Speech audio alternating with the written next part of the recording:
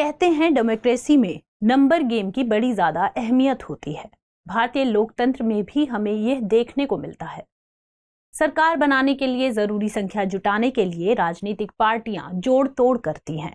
कभी कभी तो दो ऐसी पार्टियों का गठबंधन हो जाता है जो लोगों के लिए अप्रत्याशित होता है। पड़ोसी देश नेपाल में भी यही हुआ। संख्या के खेल से वहां की राजनीति के समीकरण बदल गए। जब नेपाल में चुनाव हुए थे तब हमने आपको बताया था कि वहां की सत्ताधारी पार्टी यानी नेपाली कांग्रेस सत्ता में फिर से लौट सकती है, लेकिन कम्युनिस्ट पार्टी ऑफ नेपाल यानी यूएमएल ने अपनी चाल से पूरे खेल को बदल दिया। अब पुष्प कुमार दहल प्रचंड और ओली सत्ता में आ गए हैं और वो शेर बहादुर देउबा सत्ता गंवा चुके हैं। नेपाल की राजनीति का यह समीकरण न केवल नेपाल बल्कि भारत के लिए भी अहम है। इसकी वजह है कि भारत के पक्षधर माने जाने वाले शेर बहादुर देउबा सरकार से बाहर हो चुके हैं और केपी शर्मा ओली और प्रचंड सत्ता में आ गए हैं। नमस्कार, मेरा नाम है खुशहाल। दुनिया इस हफ्ते के नए एपिसोड में आपका स्वागत है। आज के एपिसोड में नेपाल के इस राजनीतिक घटनाक्रम पर बात करेंगे। नेपाली राजनीति के समीकरण को समझेंगे, फिर बताएंगे कि भारत नेपाल रिश्तों की सेहत पर इसका क्या असर पड़ने वाला है। पहले वहां की राजनीति को जान लीजिए। नेपाल की प्रतिनिधि सभा, जिसे हम अपने देश में लोकसभा कहते हैं, उसमें कुल सीटों की संख्या 275 है, यानी वहां बहुमत के लिए 138 सीटों की जरूरत है। इसमें सबसे बड़ी पार्टी शेर बहादुर देउबा की नेपाली कांग्रेस बनकर उभरी है, जिसके पास 89 सीटें हैं। केपी शर्मा ओली की party communist party of Nepal एकीकृत मार्क्सवादी लेनिनवादी 78 सीटों के साथ दूसरी सबसे बड़ी पार्टी है। वहीं प्रचंड की कम्युनिस्ट पार्टी ऑफ नेपाल माओवादी सेंटर के 32 सदस्य हैं। चुनाव परिणाम तक चर्चा ये थी कि पुष्प कुमार दहल देउबा को समर्थन देने वाले हैं, लेकिन परिणाम के कुछ दिन बाद प्रचंड प्रधानमंत्री पद के लिए खुद की दावेदारी पेश करने लगे।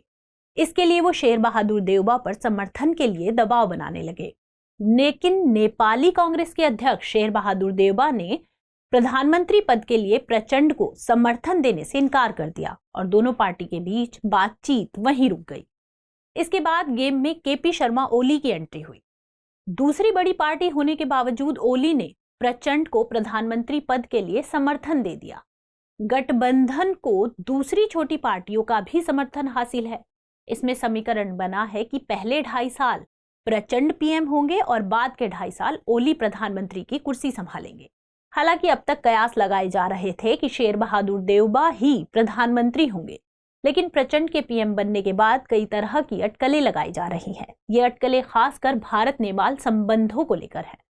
भारत जितना ज्यादा देउबा के साथ सहज महसूस करता है, उतना केपी शर्मा ओली के साथ तो बिल्कुल भी नहीं करता।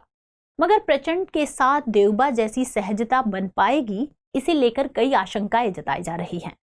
असल में पुष्प कुमार प्रचंड कोई पहली बार प्रधानमंत्री नहीं बने हैं। इससे पहले वे 2 बार इस कुर्सी को संभाल चुके हैं।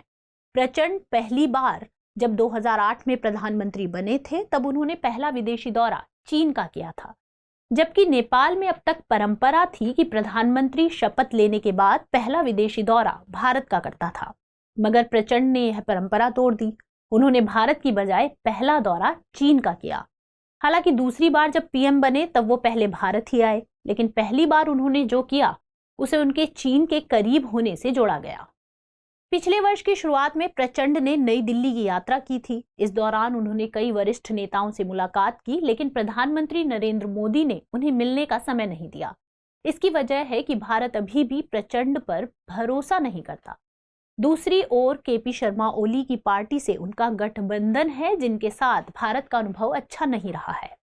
अपने कार्यकाल के दौरान उन्होंने न केवल भारत पर चीन को तरजीह दी, बल्कि भारत के कई इलाकों को अपना भी बताया, जैसे कि कालापानी, लिपुलेख वगैरह। उस समय प्रचंड ओली के साथ सरकार में थे। ऐसे में सवाल है कि क्या प्रचंड भारत के लिए दूसरे केपी शर्मा ओली साबित होंगे? अगर आप यही सवाल अंतर्राष्ट्रीय मामलों के जानकारों से पूछेंगे तो वो कहेंगे कि ऐसा नहीं है। इस बात में कोई दो राय नहीं कि हाल के सालों में नेपाल में चीन का प्रभाव बढ़ा है, लेकिन यह कोई पहली बार भी नहीं है। चीन और नेपाल के रिश्ते पहले भी बेहतर रहे हैं।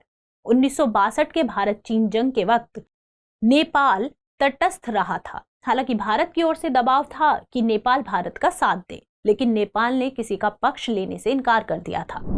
यहाँ पर भी देखने की जरूरत है कि चाहे प्रचंड हो या ओली, दोनों ही कम्युनिस्ट पार्टी के ताल्लुक रखते हैं और दूसरी ओर चीन में भी कम्युनिस्टों का शासन है।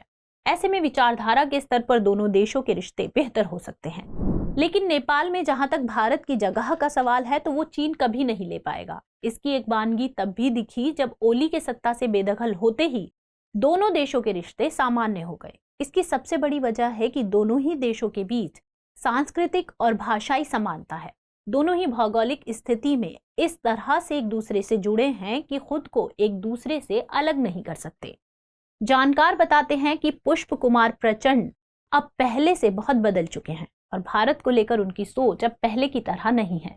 इसलिए उम्मीद जताई जा रही है कि नेपाल की नई सरकार भारत के साथ विवाद की बजाय सहयोग को तरजीह देगी। भारत के नजरिए से देखा जाए तो दोनों देशों के बीच सौहार्दपूर्ण संबंध बेहद जरूरी है। इसकी वजह है कि पिछले कई सालों से भारत चीन क्षेत्रीय तनाव देखने को मिल रहा है। इसलिए उम्मीद की जा रही है कि प्रचंड पूरी कड़वाहटों को भुलाकर सहयोगात्मक रुख अपनाएंगे।